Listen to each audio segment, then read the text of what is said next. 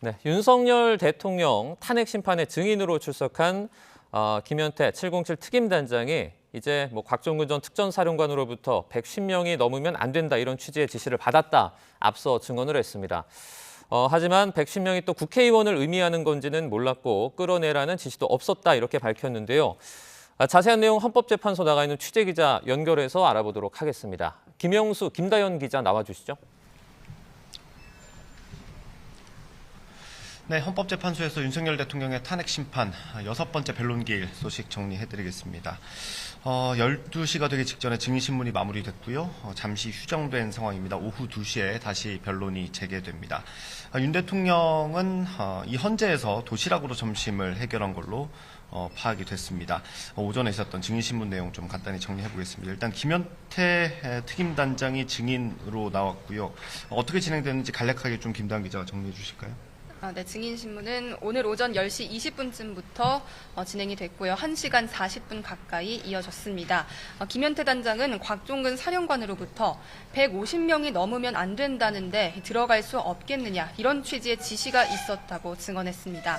강한 어조는 아니었고 상급 기관으로 받은 지시를 곽 사령관이 전달하는 뉘앙스였다 이렇게 설명을 했고요. 또 전기라도 차단할 방법이 없겠느냐는 지시를 받은 사실도 오늘 증인신문을 통해서 확인을 했습니다. 네, 김현태 특임단장은 다만 곽종근 전 사령관의 지시 가운데 국회의원이나 끌어내라는 얘기는 없었다고 밝혔습니다. 김 단장은 150명 그리고 진입 가능 여부에 대해 집중했고요. 그게 국회의원이라는 건 나중에 알았다 이렇게 설명했습니다. 이게 지난해 있었던 기자회견과는 좀 다른 내용 아닙니까? 네, 맞습니다. 지난해 12월 기자회견 당시는 국회의원을 끌어내라는데 가능하겠느냐, 또 국회의원 150명이 모이면 안 된다는 지시를 받았다고 밝힌 바가 있습니다. 그런데 오늘은 말씀하신 것처럼 150명, 이 숫자 부분만 확실히 들었다고 이야기를 한 건데요.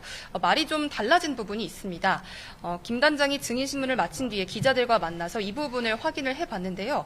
김 단장은 150명이 넘으면 안 된다고만 들었는데 끌어내라는 지시 없었느냐 이렇게 기자들이 계속 질문을 해서 그런 뉘앙스였다 이 정도로만 답했고 지금은 사실과 좀 다른 부분이 있는 것 같다고 설명을 했습니다. 네, 이게 좀 모호한 부분이 있어서 재판부도 이 부분에 대해서 질문했습니다. 김현태 단장이 검찰에 나가서 조사를 받은 적이 있는데 이때 곽종근 사령관이 국회의원 끌어내라고 지시를 한 걸 다른 부대원을 통해 전해 들었다고 답했던 걸로 보입니다. 이 조서를 근거로 재판부가 물었는데 김현태 단장은 자신이 그때 그렇게 진술했으면 당시 기억이 맞는다고 답변했습니다. 이 상황을 다시 좀 재현을 해보면 곽종근 사령관이 계엄 선포 후에 회의 때 쓰는 마이크를 켜놓고 비화폰으로 지휘관들에게 여러 지시를 했던 걸로 보입니다. 누구에게 지시했는지는 정확하지 않지만 국회의원을 끌어내라는 곽종근 전 사령관의 지시가 있었고 이걸 마이크로 통해 전파되는 곳에 있는 다른 부대원들이 듣고 이걸 김현태 단장에게 전해줬다라는 걸로 해석을 해볼 수 있을 것 같습니다. 김현태 단장은 일단 증인신문을 마치고 돌아갔고요. 오후 2시부터는 곽종근 전 사령관 증인신문이 있죠? 네, 맞습니다. 오후 2시부터 곽종근 사령관에 대한 증인신문이 예정되어 있습니다. 곽 사령관은 대통령으로부터 직접 전화를 받았다고 진술한 사령관 가운데 한 명이고요. 이틀 전인 지난 4일 국회 국정조사 청문회에도 출석을 했는데 똑같은 진술을 반복했습니다. 곽 사령관은 대통령으로부터 국회 문을 부수고 들어가서 안에 있는 인원을 끄집어내라는 지시를 받았다고 밝혔고요. 특임단장을 포함해서 지휘관들에게 어떤 지시를 했는지 물어볼 수 있을 것으로 보입니다. 네, 오늘 특임단장이 진술했기 때문에 특임단장의 진술 그리고 곽종근 전 사령관의 진술이 또 어떤 부분이 같은지 아니면 어떤 부분은 다른지 그런 걸 좀 따져볼 수 있을 것 같고요. 앞서 김용현 전 장관이 증인으로 나왔을 때 이 의원이냐 요원이냐 이게 좀 논란이 되지 않았습니까? 이 부분도 오늘 증인신문에서 다시 거론될 걸로 예상됩니다. 곽종근 전 사령관은 유튜브 채널에 나갔을 때 했던 말은 의원과 요원 모두 있었다고 했고 끌어내라는 지시를 받은 건 국회의원이었다라고 거듭 강조하기도 했습니다. 그런데 이 곽종근 전 사령관도 지금 구속 기소된 상황 아닙니까? 그래서 답변하기 좀 어려울 수도 있을 것 같은데 어떤가요?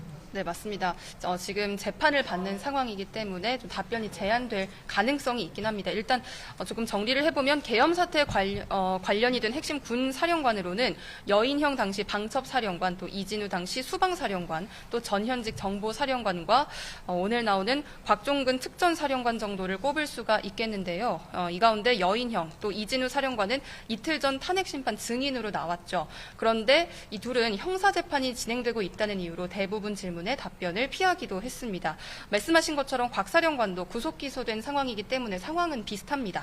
그런데 이틀 전에도 국회에 출석해서 비슷한 증언을 했던 만큼 이들과는 태도가 조금 달라질 가능성도 있어 보입니다. 네, 곽종근 전 사령관의 증인신문을 마치면 박춘섭 대통령실 경제수석에 대한 증인신문이 이어집니다. 오후 3시 반으로 잡혀 있고요.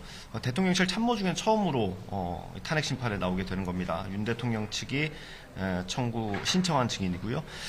윤 대통령 측은 이 박춘섭 증인을 상대로 거대 야당 주도의 국회 예산 삭감, 탄핵 남발 이런 것들을 좀 질의할 것으로 예상됩니다. 오늘 마지막으로 내란 관련 재판들이 좀 있지 않았습니까? 네, 오전 10시부터 서울중앙지방법원에서 진행됐습니다. 조지호 경찰청장과 김봉식 전 서울청장 등 내란 혐의 사건 재판이 진행됐습니다. 오늘은 준비기일이었기 때문에 피고인 출석 의무가 없어서 조지호 경찰청장은 항암 치료 등을 이유로 출석하지는 않았습니다. 다만 변호인을 통해서 입장을 밝히기는 했습니다. 경찰청장으로서 계엄 상황에서 경찰에게 당연히 요구되는 치안 유지 활동을 했다면서 내란 혐의는 부인을 했고요.